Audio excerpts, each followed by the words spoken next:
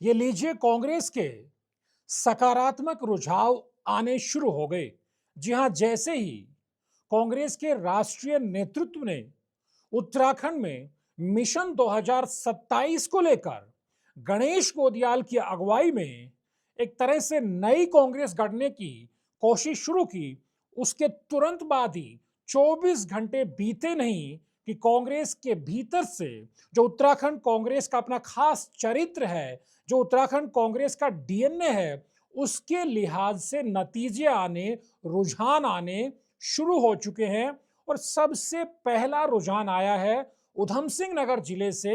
वो जिला जहां 9 विधानसभा सीटों में से कांग्रेस ने 2022 में 5 विधानसभा सीट जीती। यानी बीजेपी को जिले में कांग्रेस ने पटखनी दी। पटखनी भी कुछ इस अंदाज में कि खटीमा में मुख्यमंत्री रहते हुए पुष्कर सिंह धामी कांग्रेस के प्रत्याशी भुवन कापड़ी से चुनाव हार जाते हैं। वहां से नेता प्रतिपक्ष यशपाल आर्य हैं, उप नेता प्रतिपक्ष भुवन कापड़ी हैं, उसके अलावा तिलकराज बेहड़ जैसे विधायक हैं, आदेश चौहान जैसे विधायक हैं। यानी 5 विधायक 9 में से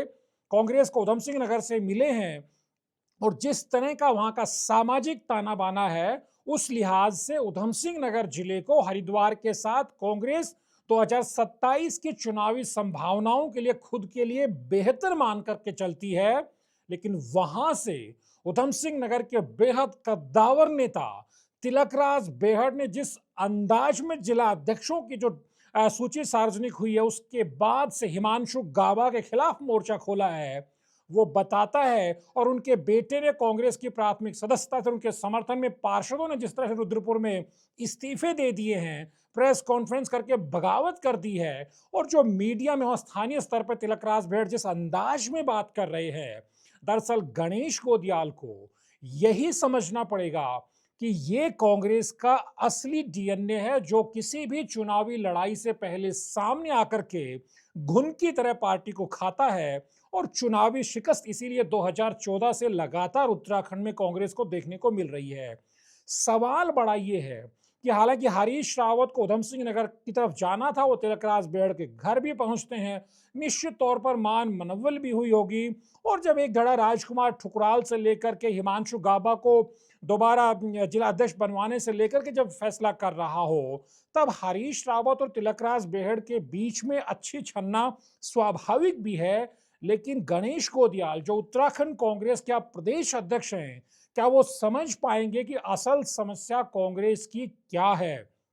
क्योंकि उधम सिंह नगर की राजनीति को, तराई की राजनीति को जानने वाले जानते हैं कि हिमांशु गाबा वर्सेस तिलकराज बेहड़ वहां बहुत समय से चल रहा था। और ये कहा जाता है कि अगर संगठन यानी हिमांशु गाबा कोई प्रोटेस्ट कार्यक्रम बुलाएंगे, तो वहां किच्छा के विधायक कद्दावर नेता तिलकराज बेहड़ नहीं पहुंचेंगे, उनके समर्थक नहीं पहुंचेंगे। और कहीं अगर तिलकराज बेहड़ कोई प्रोटेस्ट करेंगे, सरकार के खिलाफ मोर्चा खोलेंगे, तो ना वह हिमांशु गाबा पहुंचेंगे, ना उनके संगठन के दूसरे साथी पहुंचेंगे। तो क्या उधम सिंह नगर जिले में ये तिलकराज बेहड़ वर्सेस यशपाल आर्य की जंग है, जो हिमांशु गाबा को आगे करने के बहाने सामने आ रही है, या फिर वहां पर 4 विधायक बनाम तिलकराज बेहड़ की लड़ाई है? क्योंकि एक जमाने में रुद्रपुर में तिलकराज बेहड़ बहुत बड़े नेता हुआ करते थे, लेकिन जिस तरह से राजकुमार ठुकराल का फिर उदय होता है और तिलकराज बेहड़ उनके मुकाबले कमजोर पड़ जाते हैं, और पिछले कुछ समय से तिलकराज बेहड़ को कांग्रेस में लाने की जिस अंदाज में कोशिशें होती रही हैं, उसके बाद से भले किच्छा शिफ्ट कर गए हों तिलकराज बेहड़, लेकिन रुद्रपुर की राजनीति में उनका पूरा रसूख है, दखल है, और उनका असल मन वहीं रमता भी है, और उनके बेटे भी वहीं पॉलिटिक्स करते हैं।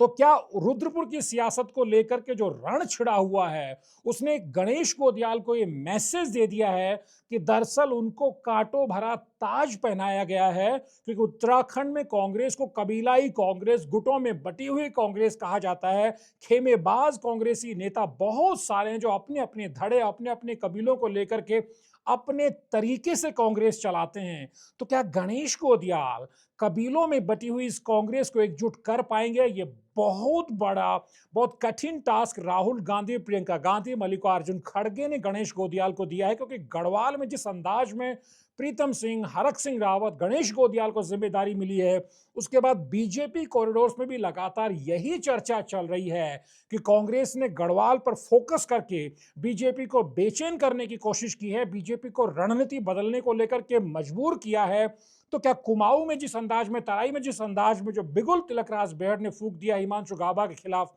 वो क्या इशारा करता है? क्या कुछ और जिलों में भी आने वाले समय में जो रुझान अभी उधम सिंह नगर जिले में दिखाई दिए कांग्रेस के भीतर से, वो रुझान बाकी जिलों में भी देखने को तो नहीं मिलेंगे? क्योंकि हमने देखा था कि पिथौरागढ़ से जिस तरह से विधायक मयूख महर वर्सेस करण मारा की जंग हमने देखी थी पिछले, चाहे मेयर का चुनाव रहा हो, जिला पंचायत का चुनाव रहा हो, इसके बाद जिस तरह अब तिलकराज बेड़ ने उधम सिंह नगर जिले में मोर्चा खोला है, तो क्या आने वाले दिनों में, आने वाले समय में और भी ऐसी पॉकेट्स होंगे, और भी ऐसे क्षेत्र होंगे जहां से कांग्रेस के भीतर के जो झगड़े हैं, कांग्रेस के भीतर का जो कुरुक्षेत्र है, वो घर से निकलकर चौराहे पर, सड़क पर दिखाई देगा? तो गणेश गोदियाल की पहली परीक्षा यही है कि वो तिलकराज बेड़ को किस तरह से संतुष्ट करते हैं। क्योंकि हिमांशु गाबा को जिलाध्यक्ष बना दिया गया है और उनको पूरी बैकअप बताया जा रहा है कि यशपाल आर्य से लेकर भुवन कापड़ी की है। तो क्या ये इशारा किया जा रहा है कि एक जमाने में भले तिलकराज बेड़ बहुत कद्दावर नेता रहे होंगे, तराई के शेर उनको कहा जाता रहा होगा, लेकिन अब उनको खुद को बदली हुई राजनीति में किच्छा तक महदूद कर लेना चाहिए और रुद्रपुर की राजनीति को कांग्रेस के दूसरे नेताओं के हवाले छोड़ देना चाहिए? क्या फिर से तिलकराज बेहड़ को इशारा किया जा रहा है कि आने वाले समय में राजकुमार ठुकराल को 2027 के लिहाज से कांग्रेस में एंट्री मिल सकती है? तो क्या इसके बाद और ज्यादा उखड़ेंगे तिलकराज बेहड़? ये देखना होगा। लेकिन कुल मिलाकर के गणेश गोदियाल को इस रुद्रपुर के रण से इशारा तो साफ हो गया है कि कांग्रेस में अभी ऐसे बहुत सारे सुराख उनको भरने होंगे, ऐसे बहुत सारे झगड़े, ऐसे बहुत सारी दरारें हैं जिनको मिटाना होगा। देखना बेहद दिलचस्प होगा कि किस अंदाज में तिलकराज बेहड़ को मनाया जाता है, शांत किया जाता है, क्योंकि वो बेबाक नेता है और कल से लगातार मीडिया में इंटरव्यू देकर के जो फील गुड फैक्टर बनाने की कोशिश कांग्रेस के राष्ट्रीय नेतृत्व ने गढ़वाल में पॉलिटिक्स को शिफ्ट करके की, एक बैलेंस करने की कोशिश की है कुमाऊं वर्सेस गढ़वाल को लेकर, जौनसार तराई मैदान को लेकर के, वो उसकी हवा निकलती हुई दिखाई दे रही है। यही बीजेपी की तरफ से भी राहत की सांस के तौर पे बताया जा रहा है कि ये कांग्रेस है, यहां बर्तन बजने तय हैं और 24 घंटे के भीतर जब नई टीम सामने आई है तो तिलकराज बेहड़ ने इसकी शुरुआत भी कर दी है। देखना बेहद दिलचस्प रहने वाला है कि गणेश गोदियाल किस अंदाज में प्रीतम सिंह, हरक सिंह रावत, हरीश रावत, करण मारा, यशपाल आर्य किस अंदाज में इस रुद्रपुर के रण पर ब्रेक लगाते हैं और ये कोशिश की जाती है कि प्रदेश के दूसरे हिस्सों से इस तरह से बागी तेवर सुनाई ना दे। लेकिन कुल मिलाकर के फिलहाल तिलकराज बेहड़ ने बिगुल फूंक रखा है। द न्यूज़ अड्डा के वीडियोज को लाइक कीजिए, शेयर कीजिए और चैनल को सब्सक्राइब करना मत भूलिए। नमस्कार।